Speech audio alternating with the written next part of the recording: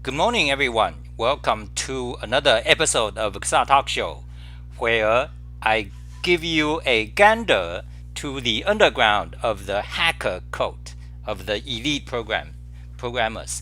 Nowhere else you will see that. You go to YouTube, there are lots of tutorials on Emacs, on JavaScript, on this and that. You will not get the information you get here. So who are you here? Who is watching? Say hi, type in the chat, and we're gonna talk. And today's topic is going to be random talk about JavaScript and Emacs Lisp. Very advanced topic. Advanced computer science. Okay, JavaScript and Emacs Lisp. Okay, so let's see. I have tons of things to do. Let's go to Xah Talk Show page. Magnify. The magnification is becoming a ritual of my talk. So today's talk is JavaScript and JavaScript and JavaScript and Emacs Lisp and functional programming. Okay, so the background image, of course, I need to sell my keyboards. So let me show you the background image and let me tell you about which programmable keypad is the best one. Okay, now you are looking at the background image. The best. Okay, so am I alive? Yes, I'm alive and moving and animation and talking and audio. So the best programmable keypad is I would recommend this one. Okay, this is from China, cheap, $60 or something. So you buy this and you have something like 50 keys. Let's see, 1 2 3 4 5 6 7 8 8 times 1 2 3 4 5 6 8 times 6 was 48 keys. So this, why do I say it's in general? Okay, there are so many different programmable keypads, but in general you want this one because for general purpose programming keypad, this is the best. The flaw of this one is that you have to have a Windows you have to have a Windows machine in order to program the keys, because the software to program the keys comes in Windows only. So you do that one time, then you can plug this in any computer on the Mac or on Linux or at work, at home. You carry this keyboard anywhere, just plug it in, and all your keys, your macro keys, your shortcuts, your switching tabs, your copy paste will all be available without spending hours to reconfigure on each operating system. So I recommend this one. Okay, I have this one. In fact, I have two of them somewhere. I don't use it anymore because I have upgraded. Let me tell you. Okay, so I have upgraded to the more expensive version. Yes. Okay. So now I need to show you my keyboards again. Now again, this is Kinesis Advantage keyboard. That's my main keyboard, and the one you see here, that is the ultimate hacking keyboard, and I'm using this one as my programmable keypad. As you can see, I press a key to switch tabs. Okay, now this is the programmable keypads. Okay, so wait, so you can see, yeah, so I press a key. So you see Xah Talk Show page, JavaScript test equality of objects, and what is this? JavaScript operators, I believe. JavaScript operators, for of loop, new feature in JavaScript for each length property. Very interesting, JavaScript length property. So anyway, so you are looking at my ultimate hacking keyboard. Okay, that's what I use as a programmable keypad for now, and that's $250. So if you really need something like 70 programmable keys, then you use that. Okay, so hold on a second, let me go back to where I was and tell you about these. Okay, and so when you buy this, it's a bunch of keys, and there's a smaller version, cheaper, or you can buy two of them, then it will become a ergonomic keyboard. So this is fantastic. Okay, Now, okay, so that's programmable keypad. That's a general purpose one I recommend. But there are some others. For example, this one's got a display. You have a display on each key, so it's more expensive, 150 or something. Then you have the ultimate hacking keyboard. This is what I use right now.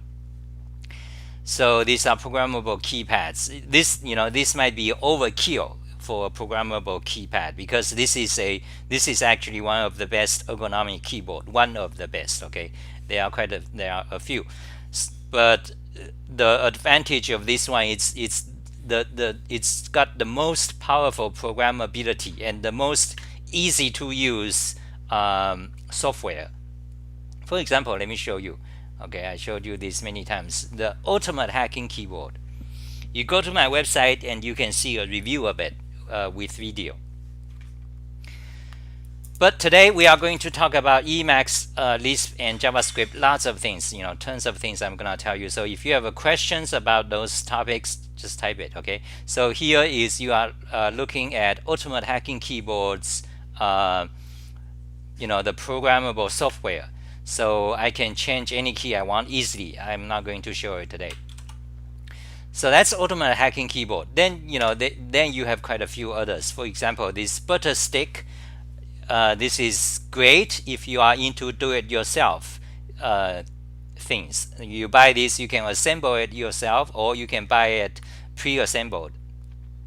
But one flaw with this one is that it's got a uniform array of keys. So that means when the keys you want to press is in the middle, you have to have visual contact. You cannot just touch and feel. You require visual contact. So one tip about keyboard design is that you do not want uniform key array. Okay, like that. You don't. For a few keys, this is kind of okay, because only got 20, 40, 30 keys. 30 keys is okay, but if you have lots of keys, you rather want kind of wheels and knobs. I talked about this the other day. So this page is a bunch of programmable keypads. Just search for Xah programmable keypads, you'll find it. Okay, that is about that. Okay, now let's talk about the real topic, JavaScript. Okay. So you guys into JavaScript? Good morning, Alan. Good morning. Hello, beautiful people. Hello, beautiful people. Kawodo. And hello, Matt. Okay, so let's go back to talk about the what I'm gonna do with my stuff. Okay, I have a bunch of lots of things to talk about, and let's start. Xah start command log mod. So on this window you can see all my Emacs commands, such as moving cursor, and you can also see all the keys I press on this pink window. So what are we going to do? So go to Xah Talk Show page and create a new buffer, and let's go to notes, topic notes. There is something Emacs Lisp I want to do, showing browser. So let's see. Okay, xah-run-current-file.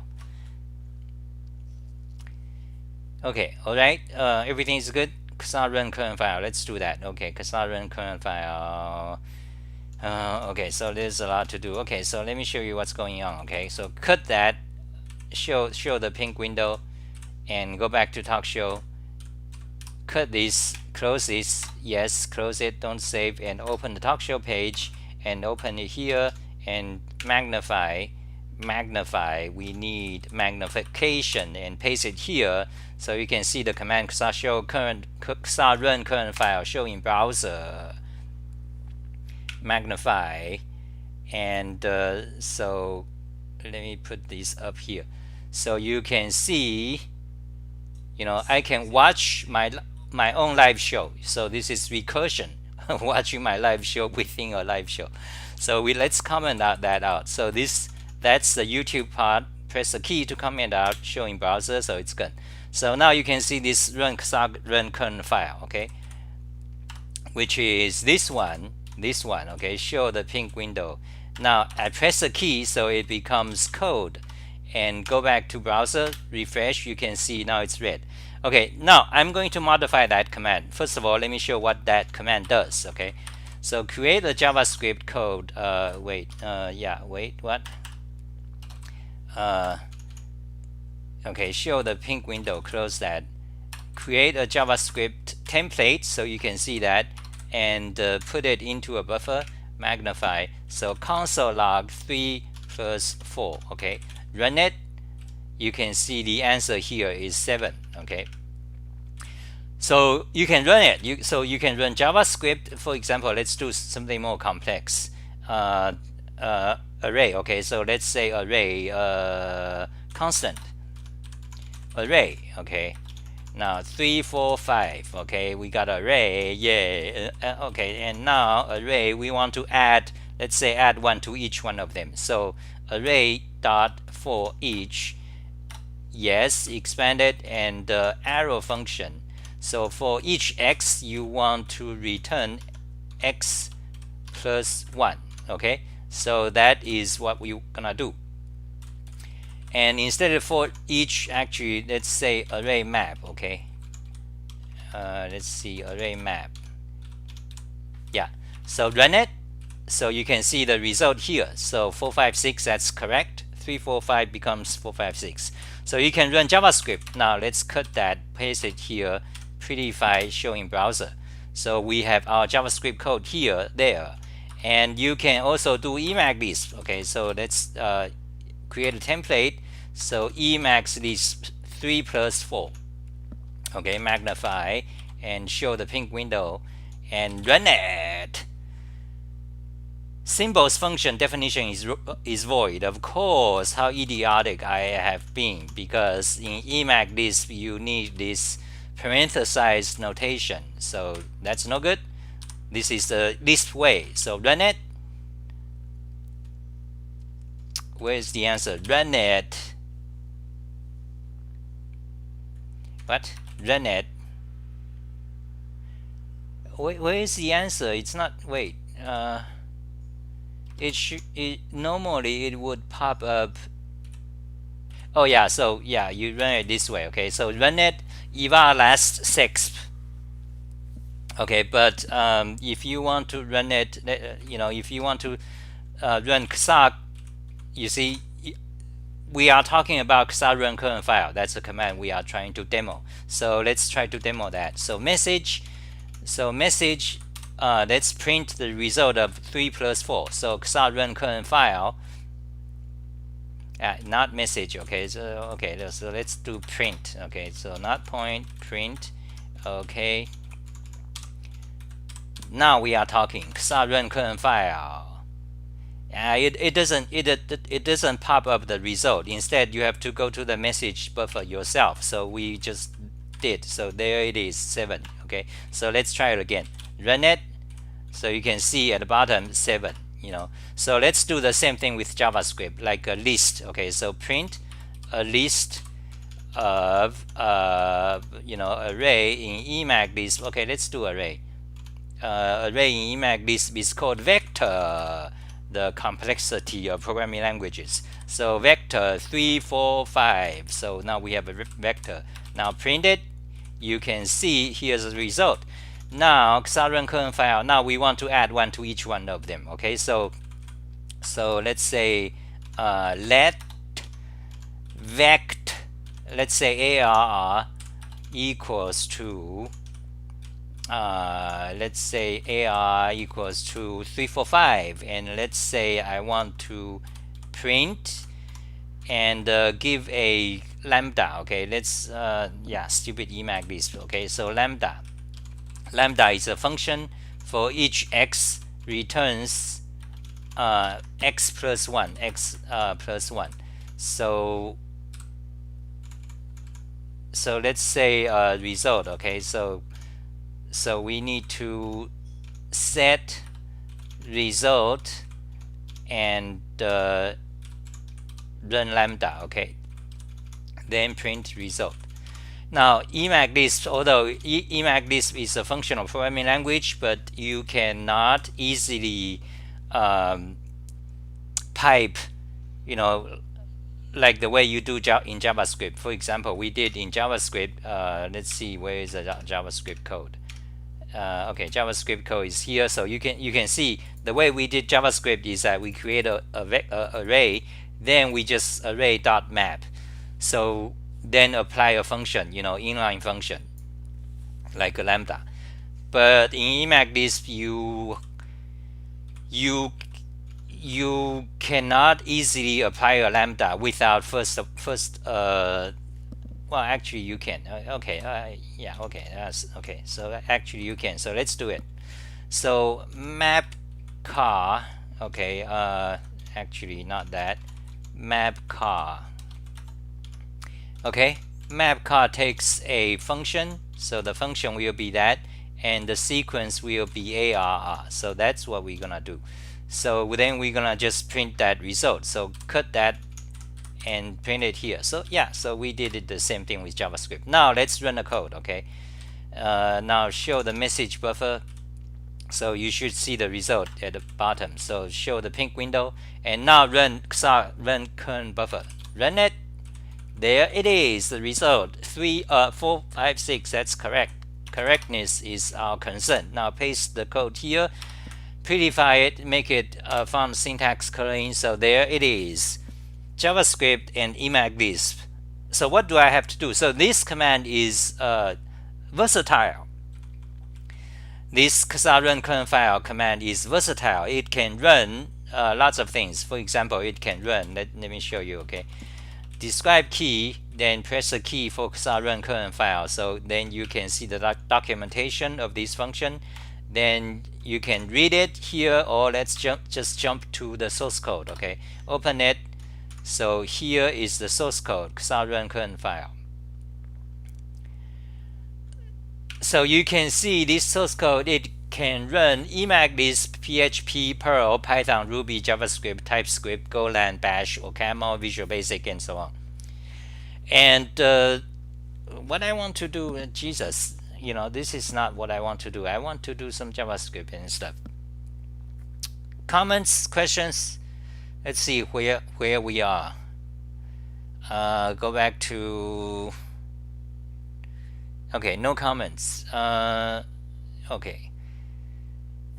What are we doing? So I don't know what are we doing. So end stream, no. Let's go back to. So what I want to do is actually I want to modify this function so that you see the way this function runs is that it looks at what is the file extension, then it tries to call the corresponding program. So for example, if you have .php, then you want to run the command line program PHP. So if your extension is .pl, then you want to call Perl. If it's py, then it's Python, and so on.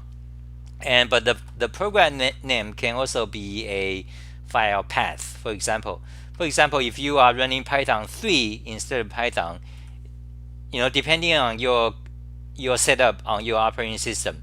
On Windows, for example, you might have in the drive something python.exe. So it depends on your operating system. So this, for example, and also for example, if you are running JavaScript, .js. For most people, you are probably running it with Node.js, but of course you can also run it with Deno, and also you can run it with a bunch of other JavaScript frameworks, JavaScript runtime system. So this file extension and the program to call depends. It should be user configurable. So in theory, I mean, it's probably best to move it out. So that's what I'm thinking I'm doing. That's what I want to do. So let's show the website for this function. So you can see here is the website for this function. You can go there and grab the code. It's also in xah-fly keys. So now we have this function. Let's see, xah-run-current-file, xah-run-current-go-file. Oh, okay. Okay, so we got. I want to. So there's a question, I want to move this configure, this file extension and the program name, the mapping to a variable. Now there is a design issue involved here. The question is, why should I move it out? The reason for moving it out so that it becomes somewhat, the purpose is so it becomes configurable. For example, if you download and run this program, but however on your system, for example, if you run JavaScript using Node, then of course this doesn't work. So you have to change. So you can just change the variable, the program, create a variable. So if this command uses a variable, then you can do that. But however, another way to modify this code is simply copy the entire code to your init file, emacs init file. Like you don't, why do you need a variable? Just copy the whole thing. It's not too long. It's only 50 lines of code. Just copy the whole thing into your init file. Then when you want to modify it, just modify the code itself. So that way is in some sense simpler. So there's a design decision. Should you or should you not create a separate variable for this function to use? What is the advantage? What is the disadvantage? I know, for most people, for most programmers, they will think, oh yeah, it's actually better to create a variable, but not necessarily. I don't think so, because you can just copy the whole thing. It doesn't matter that much. The problem with copying the whole function is that if I upgraded the function, then of course, then you don't have the upgrade. If you download my newer version, you have to kind of change it all over again. That is supposedly the problem with copying the entire function. So that is why you want to move it out, create a new variable just to configure this command. But however, there is a disadvantage for that, because if you move this out into a variable, then it creates complexities. Complexities is the bane of programming. Okay, you could almost say that every problem in our programming industry is a result of complexity. When you run program, oh, it works on my machine, but it doesn't work on your machine. Or there's this bug and that bug, or Chrome Google crashed, or fucking Chrome Google crashed. Then you have to search. Then there's the bug database, the fucking complex bug database. Then you have to assign who is responsible, what's the problem, who created, the fucking complexity. Fuck. So the problem of creating a variable to use for this function so that user can configure that variable, the problem with that is that it creates a complexity. Now, if you do that, this function now will depends on a variable. What if you don't have a, for some reason you deleted your init file or something? Then this function no longer runs. Before it's independent unit by itself. It's like the programmers say black box, whatever. It's an independent unit by itself. If it exists, it works. But now, if you create a new variable, now it's something else. Like the function exists, but it may not work because you don't have a variable. So that is the problem. So after all this talk, maybe I shouldn't change it actually. Yeah. Okay, so because I was working on my website, so and I wanted to change. This came up a few times. I wanted to create separate this out, but it doesn't. Now so whenever you have a problem, it's beneficial if you talk it through, or talking to yourself, or create an audience like you guys and think about it and do a monologue, and then you realize that you analyze the problem, then you realize what you understand all the logical issues, the corners and the special cases, and then then you have a clear understanding of the problem. then you can decide what is the best option. There's another advantage of creating a variable to configure for the configuration of this command. That advantage is familiarity. Okay, because for vast majority of programmers, when they see a variable, I mean, they are used to the concept. You have a config file. That's the creation of the most fuck up in the programming industry. 100 config files. Are you familiar with bash config files, Z shell config files? Every program has 100 fucking config files, complex. Then you have to read the documentation for the config files. That's a problem. But there's the advantage is that if I create a separate variable for this function, so user can config it, then people are used to it. It's natural. Like they are used to it. They don't think. People don't think. Programmers don't think. So they are used to that. So they see the config file. They just they tries to make it work. And then, in turn, that creates popularity for your program. Then I become famous. Then most people will say, "Oh, I love xah-run-current-file."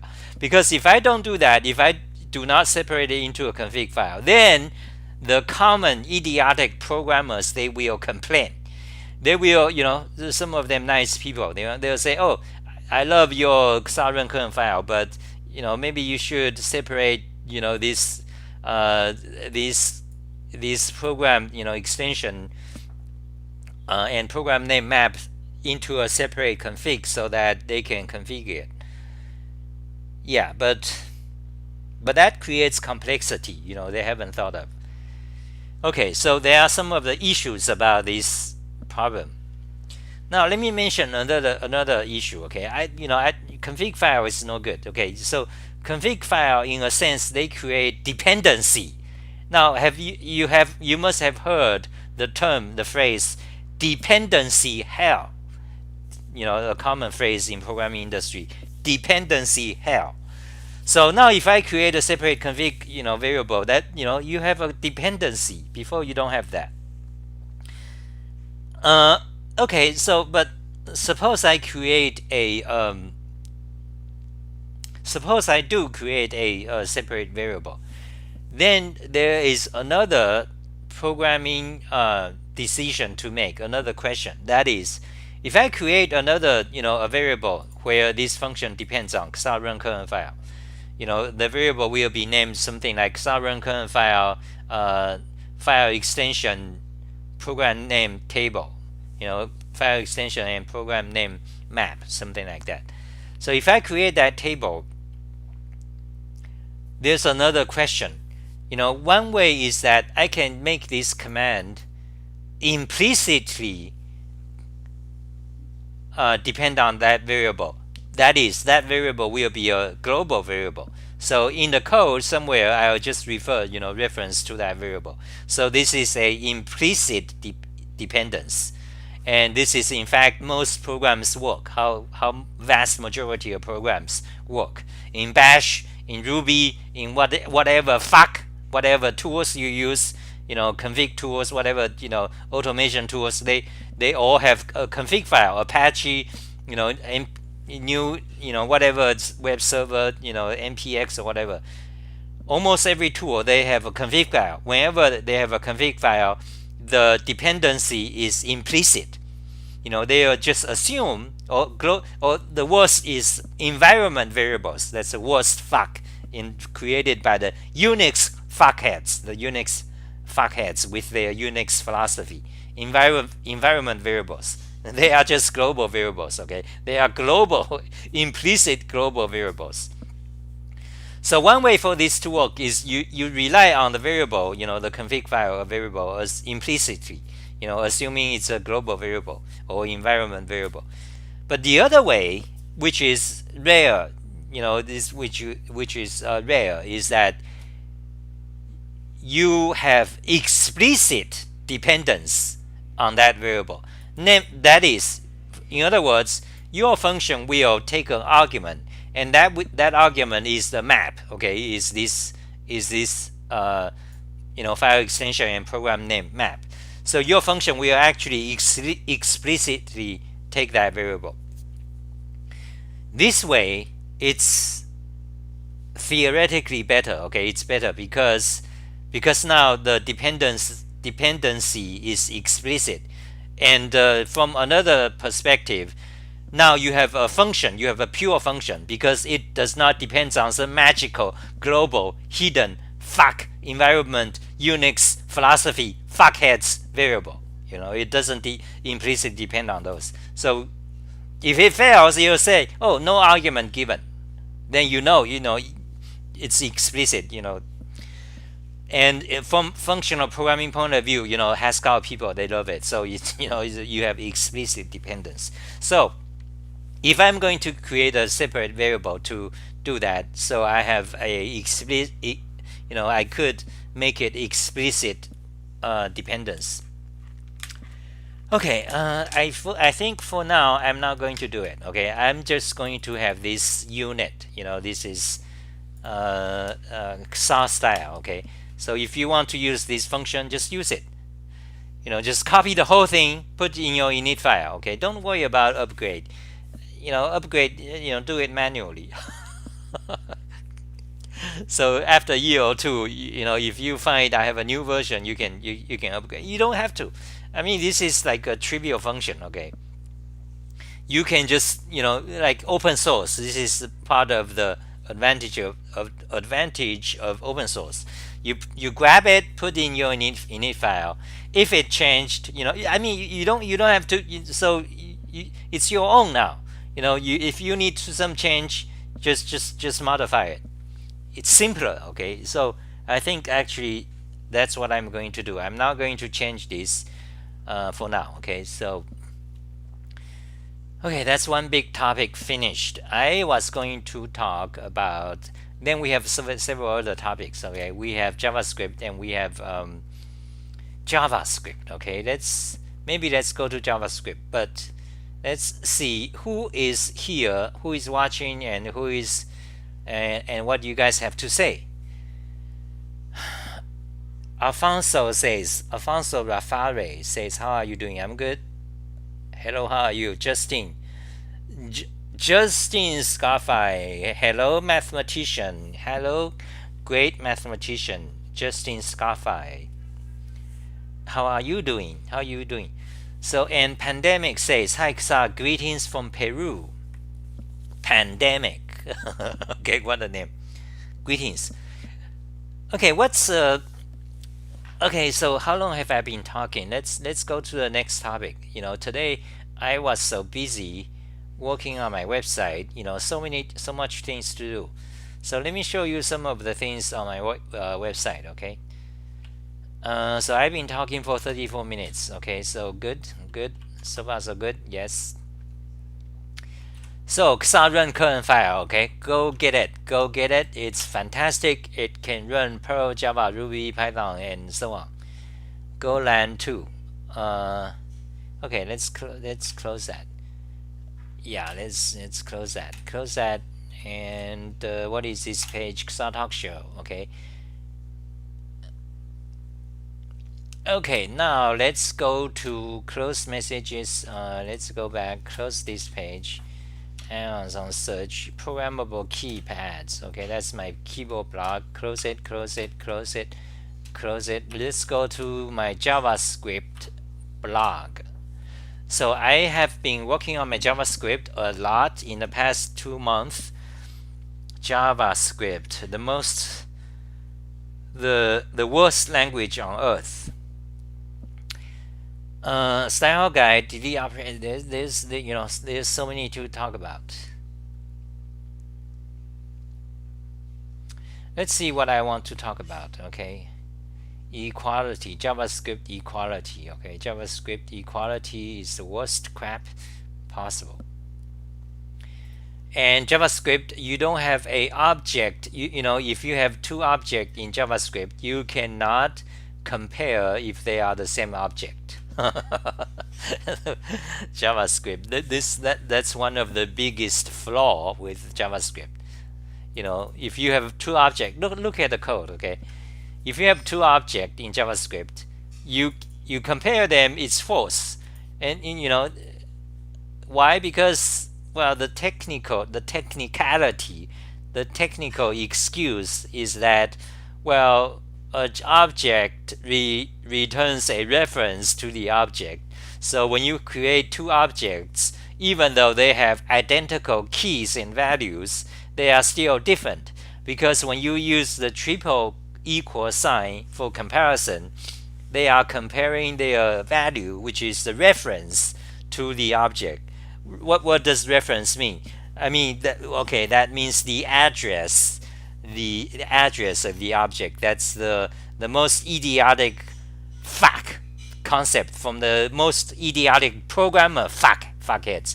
That's C++, Lisp, Haskell, Java, Perl, Ruby, Python. All these programmers are idiotic fucks, including Java. Why? Because they are not math languages. Math languages doesn't do that. But in these industrial languages, you have this concept of reference, and the worst is C and C++. The worst, the most extreme, you have C and C++. Then you have pointers. Then you have reference arithmetics. This idiot. The C is the mother of everything wrong in programming languages. So, and then you have C syntax, that is just, it's C and Unix, the Unix philosophy. C and Unix, they bootstrap each other. They are like virus. They virus and they spread. So today, almost every industrial language have the C syntax, the worst fuck possible. The worst. If you look at computer languages, imagine you are alien from outer space. You are from Mars, and you are a mathematician from Mars. Okay, suppose you are Justin Scarfy. Okay, a mathematician from Mars, and you look at all the possible syntax of a programming language. Okay, then C syntax is actually the worst. Okay. But that's what we get, See, because they are viruses. They spread. So today, basically every industrial language uses C-like syntax. So that includes C, C++, C#, Java, D, the programming language D, and JavaScript, and Perl, and Ruby, and even Python. They inherited much of C syntax, the worst possible fuck. And so back to the JavaScript object, the reference, so in JavaScript you cannot, it is impossible, okay, get it? It's impossible to compare the equality of objects. Objects is the most important entity in JavaScript, but it's impossible to compare the equality of object in JavaScript. Of course, you can do that by writing a program. You can write the entire program. And that's what I did. So I wrote a program to compare the equality of JavaScript objects or array, because array is actually an object in JavaScript, technically speaking. So I wrote this program. Of course, if you are using any one of those frameworks, for example, these idiotic, these popular frameworks, what's the name of some of them, frameworks. Usually they provide this function, the function I wrote myself. But I can tell you my implementation is one of the best. Okay, you can trust me on that. So you have this function xah is object equal, that tells you, so exactly what does it do? It returns true if the two objects are equal. So what does equal mean? Equal means they deep compare innumerable properties of object.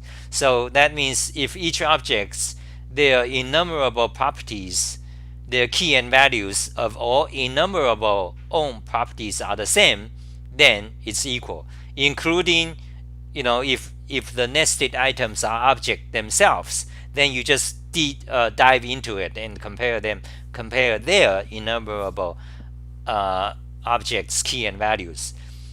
So JavaScript is a very complex language. It's one of the fuck up in programming history. For each object, you have the concept of properties. Then you have the concept of type of the key. The property key can be either a string or a symbol. Then you have the concept of property attributes. For example, some of the attribute, one of the most important attribute is whether it's enumerable. Another attribute is, for example, whether it's configurable. And it's very complex. Okay, very complex. Let me show you. Okay, some of the complexities, the property attributes. Okay, so Reaper, one of our member of our Xah Discord, Reaper asked about why is JavaScript worse than PHP. Yeah, I can tell you why, because the explanation will take a day to explain, and I'm starting to explain some of the reasons why. So you know what is a property, right? So now you know about property attributes. Okay, let me show you. Property attributes, property attributes. There it is. So you have the value, you have the writable, writable, enumerable, and configurable. So when you deal with properties, you have to be concerned about these attributes, and not just that. And because when you have a property, first of all, let me explain one of the fuck up of JavaScript. That is JavaScript properties. Okay, there are so many, but let me categorize. Okay, I'm just going to explain one narrow aspect of the JavaScript complexity fuck up. Okay, so JavaScript has an entity called object. That is one giant fuck up. Okay, there are so many reasons, but we are not going to into them right now. Okay, just take for granted an object has properties. Okay, now properties is also one giant spectacular fuck up of JavaScript properties. Why? First reason is that when you have a property of an object, the property key can be two things: a string or symbol. Symbol is new since 2015. Okay, which is very, very complex too. So JavaScript symbol is also a fuck up. JavaScript symbol properties, the symbol type for the keys of a property is a fuck up. The reason it's created in 2015 is because it's trying to fix some other fuck up in JavaScript. Well, it's created because it's trying to avoid key collisions. Okay, so that's why you have symbol property. If JavaScript object property is well designed, you shouldn't have key collisions in the first place. But because it's one great giant fuck up, so you have key collision problem, and also because of inheritance.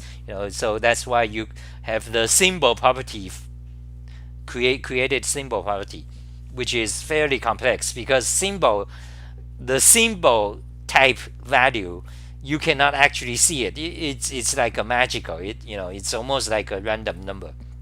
So anyway, the property has key value. A property is a key and value pair, and the key can be either a string or a symbol type. Okay, value type. So that's a fuck up, and the symbol type is also a fuck up. Why? Because if a well-designed language, for example in Java, in almost any language, Python, Perl, Ruby, the key usually can be any type. It needs not just to be string. But JavaScript is one fucked up fuck. That's why the key is a string, and it also so that's a fuck up.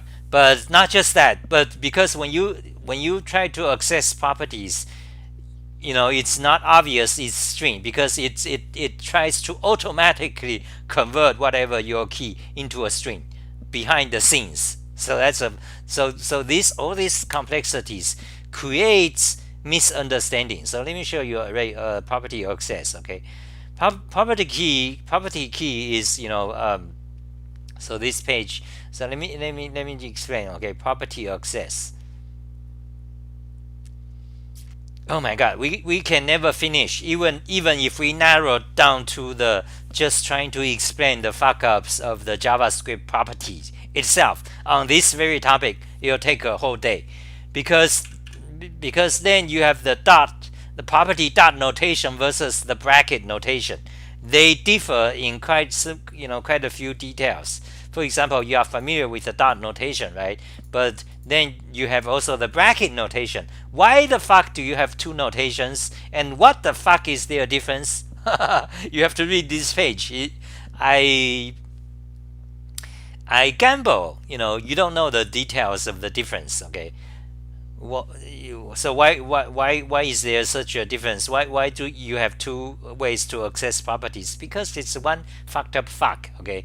But in short, the dot notation is convenient. However, it's not powerful because if your property key contains, for example, a space, a space in your property key, then this dot notation doesn't work. Then it's necessary to use the bracket notation.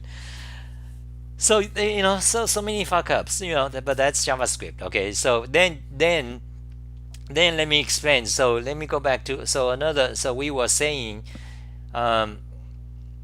property access. Okay, access properties, right? You are familiar with this.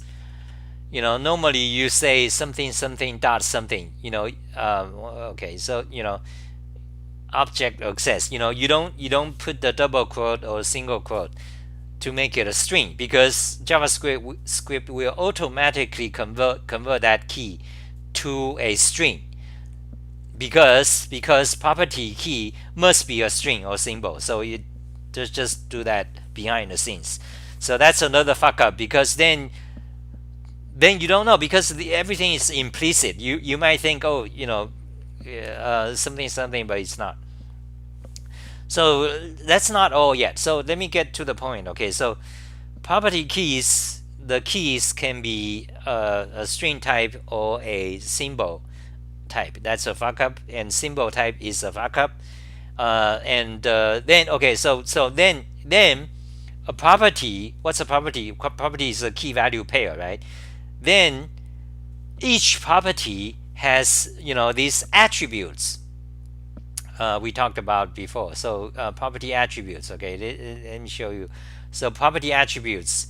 Okay, so that's a complexity.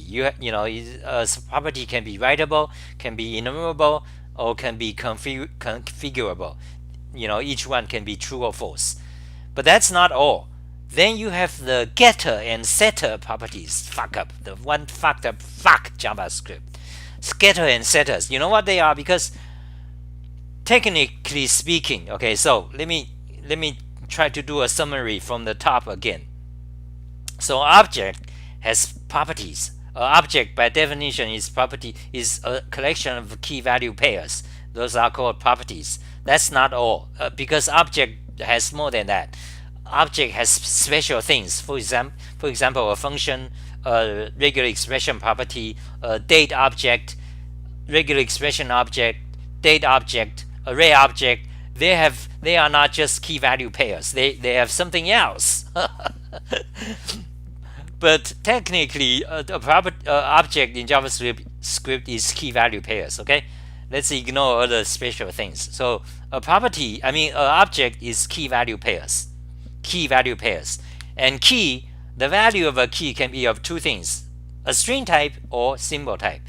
The value of a property can be any type, any value type. Okay, now a property also have attributes we talk about, but before that, a property, there are two types of properties. Okay, now remember, the property is key value pairs, and the value for the key can be a string or symbol type. That's not all. That's not all. But now there are two. There's a new thing. a property, there are two type of properties. One is called data property, okay, which is the normal property we are familiar with. There's another type of property is called accessor property, also known as getter and setter properties. Okay, we are focusing on the complexity of the JavaScript property fuck-up. Very complex. That's what I'm trying to cover. So a property, there are two type of properties: data property and accessor properties. And of the two types, they have different attributes actually. So we talked about attribute before. Writable, configurable, and what's the other? Value, writable, configurable, and let's see where here. Okay, yeah, enumerable. Yeah, the most important, enumerable. Okay. So there are two type of properties. One is the data, so-called data property, which is what we understand, the normal property. Then there's also getter and setter properties, also known as accessor properties. What is accessor properties? They are they are actually like methods, okay? They are like methods, like functions, but they pretend to be properties. That is, if you try to access a property, like something object dot property name equals to something, it actually calls a function behind the scenes. So that's very complex. So you have two type of properties: getters, the data property, and versus the accessor properties, and their attributes are different. So you have two type of properties. Then you have property attributes. That's not all. Okay, we haven't done yet. So the complexity of properties is not done yet. Now we talked about property attributes. So what's a big deal? Well, let me show you. Okay, let me show you the accessor, property attributes. So you can easily understand what's a complexity by looking at list properties. So for example, if you have an object, you want to know all the keys or all the values. You have these very fucking complexities. So first of all, you have to ask yourself: do you want just the innumerable ones, or do you want it to include properties whose key are symbol type, or do you want to do you only want just the string key and not include the symbol key type? so you have, depending on what you want, so you have the combinatorial blow explosion of the possibilities. The innumerable only, or include symbol keys, or whether it's just string keys. So you have combinatorial explosion. So depending on exactly what you want, you have to use different methods. So you have object.keys, you have object.values, you have object.entries, then you have object.getOnProperty names, then you have object.getOnProperty symbols, then you have this this maverick out of the blue inconsistent reflect getOnKeys fuck that came from ECMAScript 2015, and notice the name ECMAScript. What the fuck, ECMAScript? So I hope I covered one aspect of the complexities, the fuck up of JavaScript, and this aspect is narrowed down to the JavaScript properties. Okay, I hope I have not been repetitous, and JavaScript.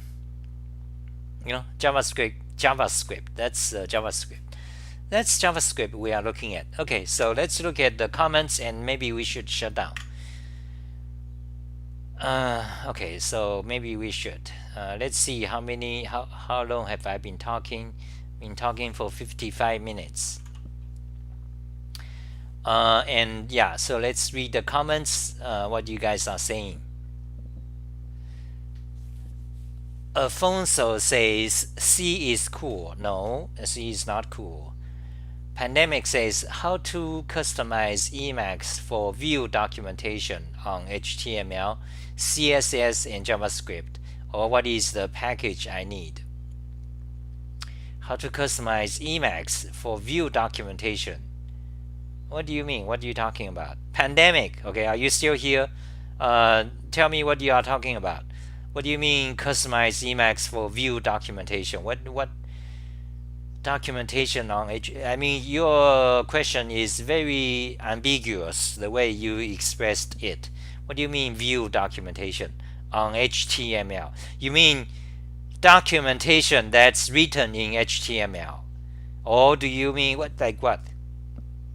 So I don't know what you're talking about. Okay, ask again if you are still here. So Juhani says JavaScript is cancer. Yes, it is. However, it's a cancer we cannot avoid. It's here to stay. It's going to stay with us for good and deeply, it's because now it's in outer space already. It's used by SpaceX to send, it's used in, controlling SpaceX consoles. It's with us. In fact, JavaScript will likely outlive C. Probably. That's how big it is. So what's up, people? Just came to say hi. Okay, so King asks, stronger than ever. Okay, so Ari ran. Hey, good morning, Ari. Hey, Ari, I haven't seen you for a while on Discord. Feel free to come back to do your link dump. Okay. So Ari Ran says, hey, Xah, how to know if something is member of an object or not? Yeah, so I guess I hope I just explained that. Yeah, so yeah. And Ariane says, yeah, and observe and be, okay, so yeah.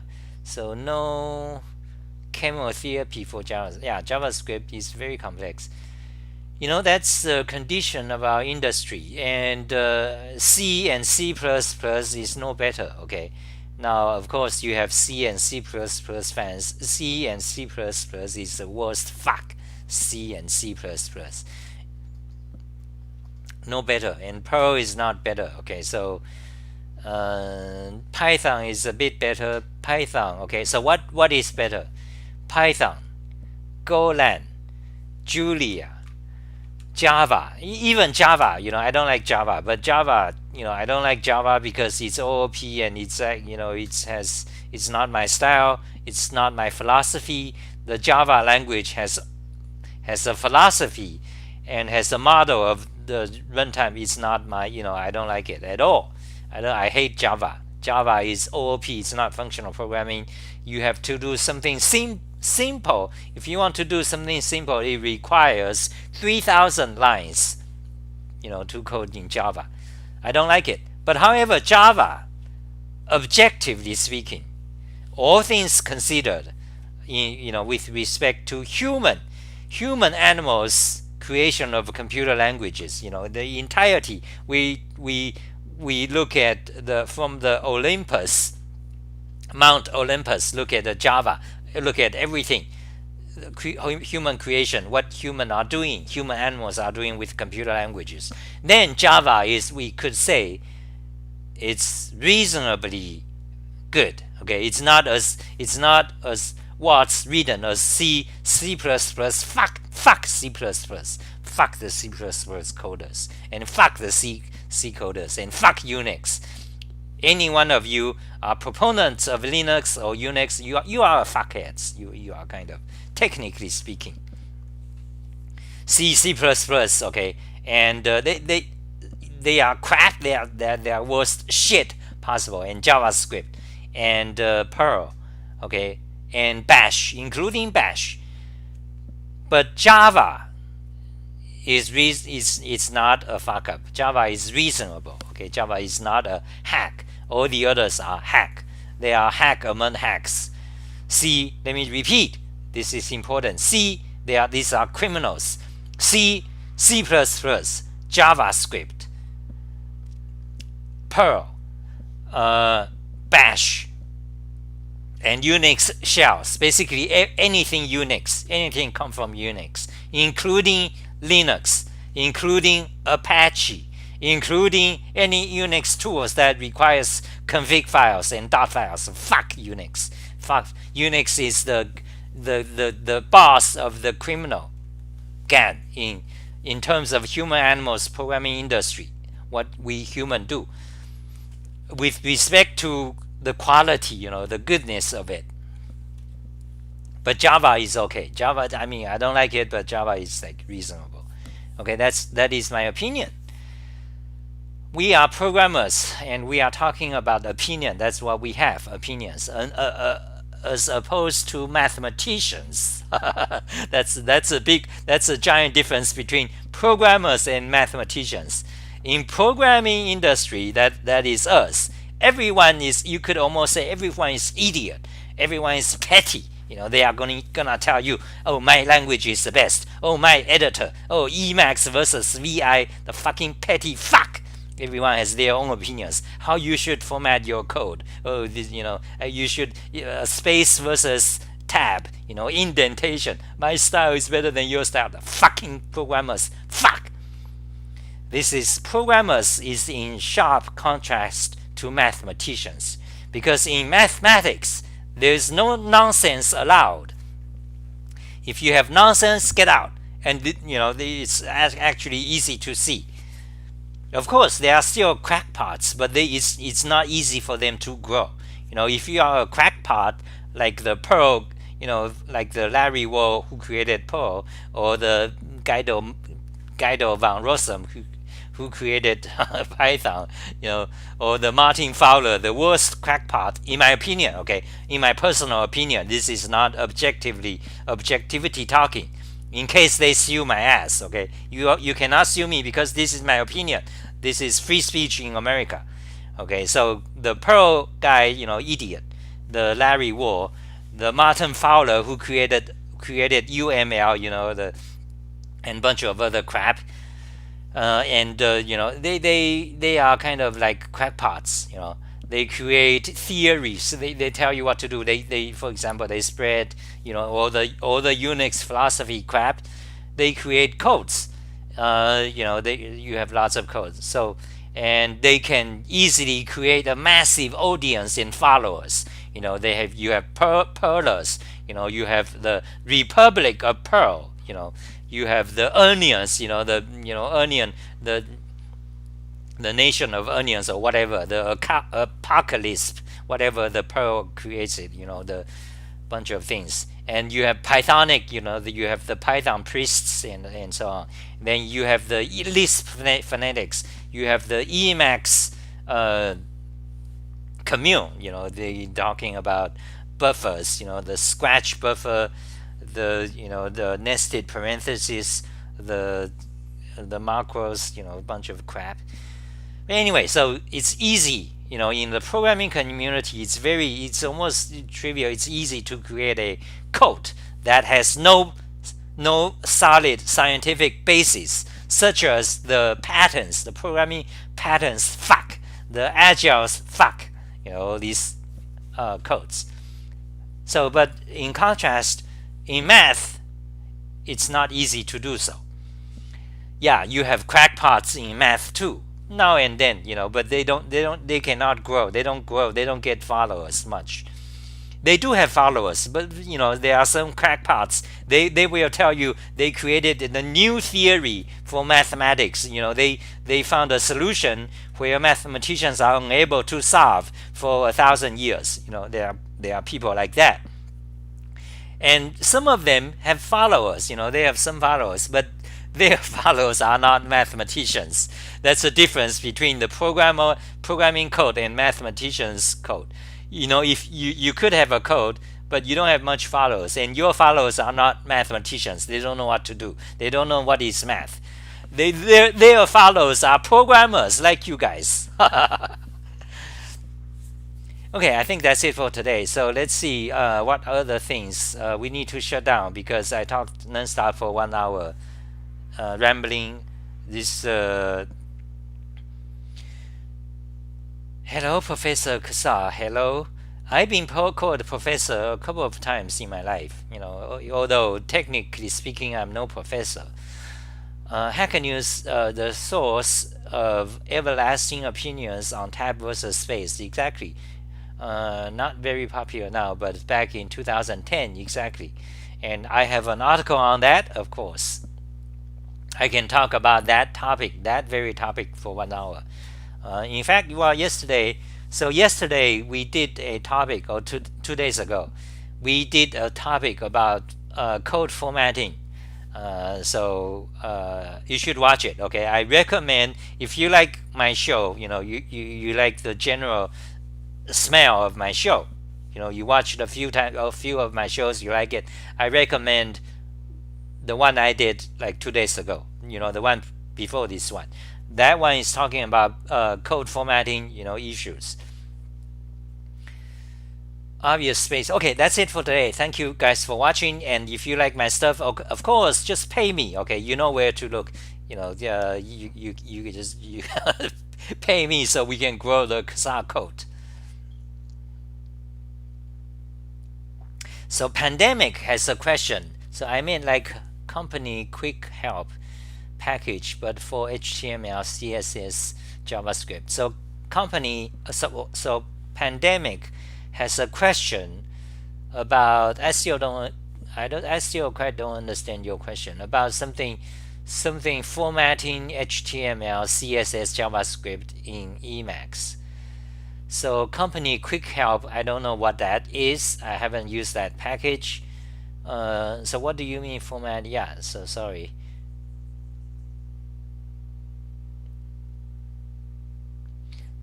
So what do I think of Rust? That's another very popular question.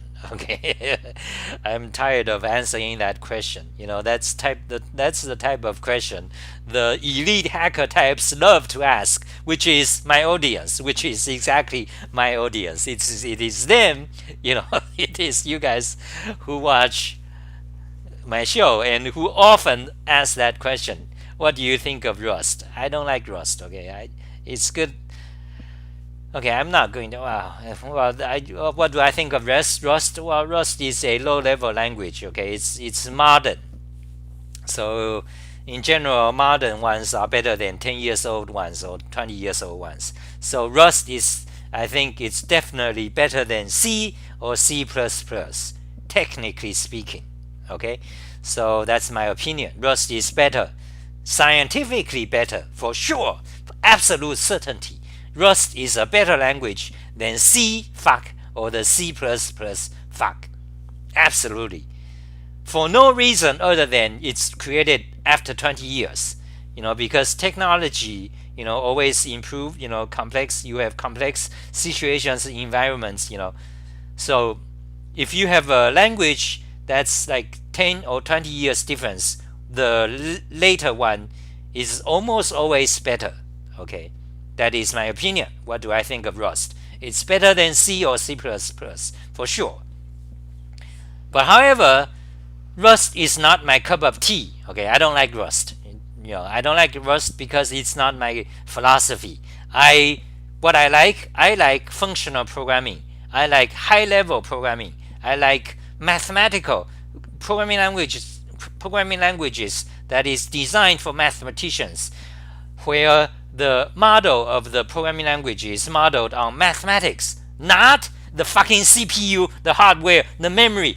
Let's do memory. Let's create references to memory. Fuck. That's what Rust is about. That's what Rust do. The CPU, the GPU, the memory, the RAM. The cache, level 1 cache. Fuck Rust. So you want to know my opinion about Rust? That is my opinion about Rust. Okay, technically, I think it's better than C or C++. I don't like it personally because I'm a high-level guy. I can talk about this for 1 hour about the low-level languages and high-level languages. I like high-level. Mathematica, it's the best language possible. Mathematica, symbolic pattern matching. Technically, in theoretical computer science, it's called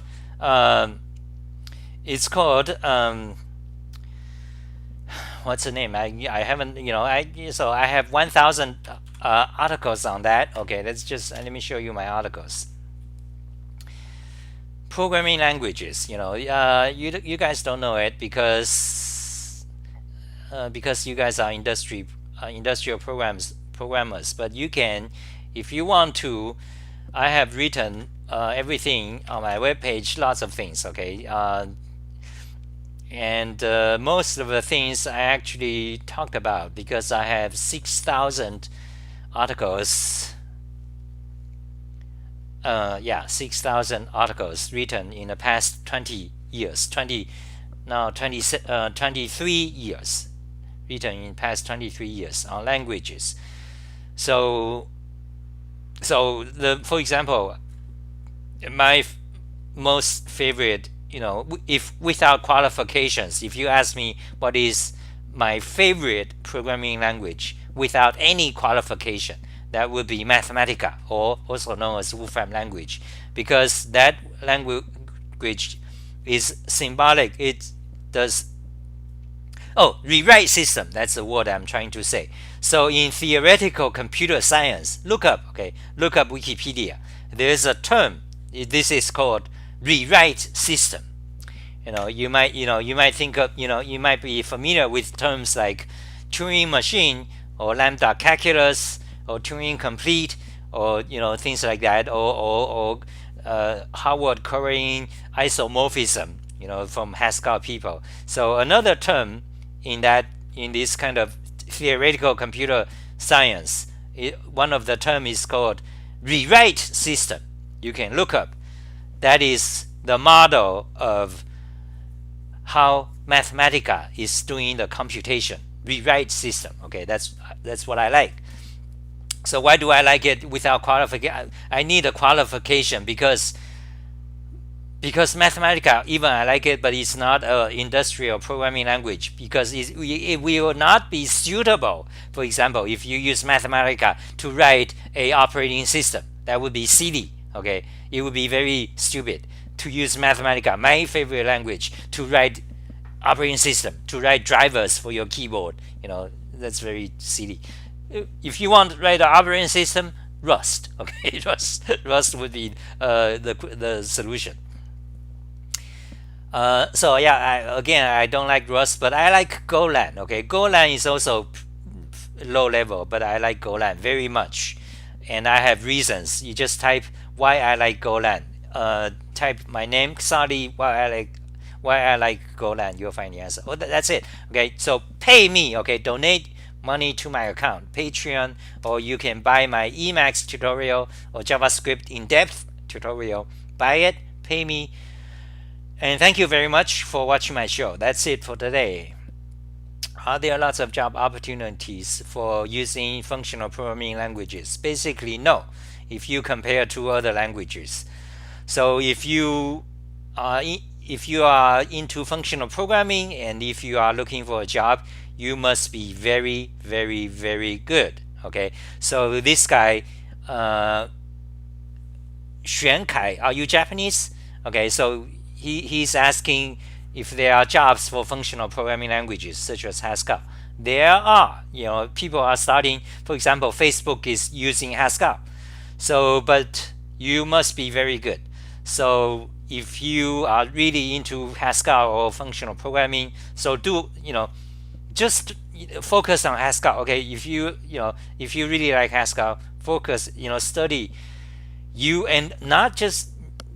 must actually create projects, not just studying theoretical aspect of functional programming. Don't listen to what the Haskell fuckheads telling you. Okay, if you are into Haskell, don't listen to what the online Haskell forum, all these fuckheads, they are telling you what to do. Don't listen to them. Instead, if you are really into Haskell and want to be good at it, write a application in Haskell. Okay, write it and try to make 1,000 users of your Haskell program that do that. Okay, write a practical application, not something toy, some new concept, clean, pure functional programming, clean, beautiful. Fuck, that's what Haskell people like to do. Instead, I recommend, if you want a job in functional programming, write something that people will use. disassociate with the Haskell fuckheads. They talking about monads every day. Draw a line. They stay outside. You stay here.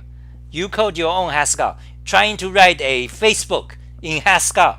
Okay, I recommend that, or something else. Trying to write an application that have trying to have something practical, so you have lots of users. Write that in Haskell or Camel or some other functional programming language choice of your choice, such as Julia or Camel, F# for Microsoft, or you can do Haskell. Okay, try to do that. After 2 years of that, you will get a job. You will get job at Facebook and big money. Okay, even bigger money than the C++ C coders. But you gotta be good. Okay, dedicated. Put effort. Put 3-4 hours for 2 years. You have it.